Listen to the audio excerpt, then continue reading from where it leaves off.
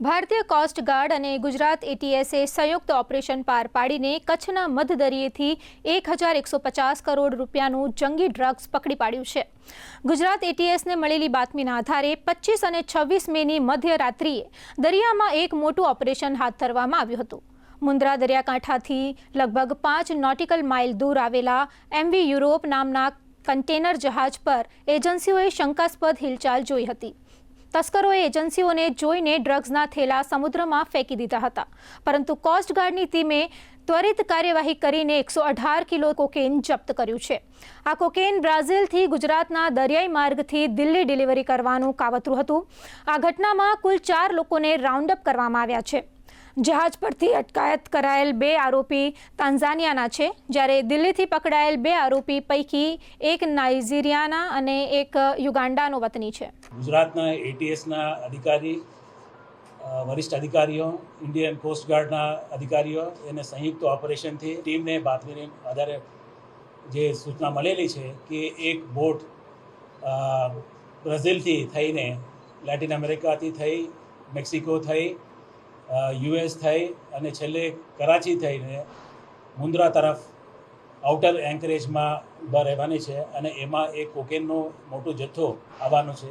એ માહિતીના આધારે એટીએસના જે સુપરિન્ટેન્ડન્ટ ઓફ પોલીસ કે સિદ્ધાર્થ અને એમને તાબા હેઠળના જે ઇન્સ્પેક્ટર અધિકારીઓ અને કર્મચારીઓ તુરંત 25મીના રાતે એ લોકોએ ત્યાંથી રવાના થઈ અને મુન્દ્રા ખાતે એ લોકોએ પોઝિશન લીધેલા છે અને વહેલી સવારે 26 તારીખે એ યુરોપ કરીને નામનો બોટનું ઇન્ટરસેપ્ટ ત્યાં આઉટર એન્કરેજ ઉપર ઊભા હતા।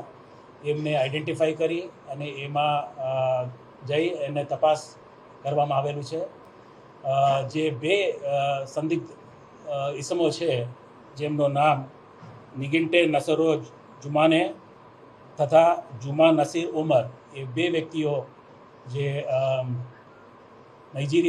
ટાન્ઝાનિયાના છે, એ લોકોએ આ બોટમાં એ માલ લાવવાના હતા અને એની ડિલિવરી જે દિલ્હીમાં રહેતા 2 ઇસમો, એમના નામ કેલ્વિન ચુકુવામા અને બૈરુંગે જેમ્સ, એ ટાન્ઝાનિયા અને યુગાન્ડાના નેશનલ્સ છે, એ લોકોને ડિલિવરી કરવાના હતા।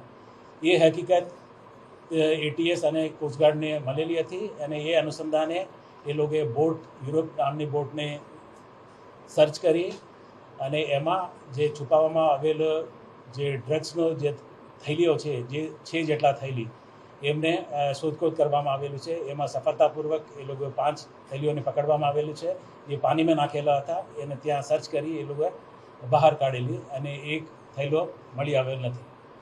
અને જે થેલીઓમાં જે વસ્તુઓ મળી છે એમની પૃથ્થકરણ કરવામાં આવેલી છે। એમાં પ્રાથમિક દૃષ્ટિએ કોકેન હોવાનું જાણકારી મળેલું છે અને એ અનુસંધાને લગભગ 115 જેટલા પેકેટો રિકવર કરવામાં આવેલી છે। એની કુલ વજન 118 કિલો જેટલા છે અને એની કિંમત દરેક સ્ટ્રીટ વેલ્યુ જે કોકેનનું છે 1 કિલોનો 10 કરોડ રૂપિયા જેટલું છે।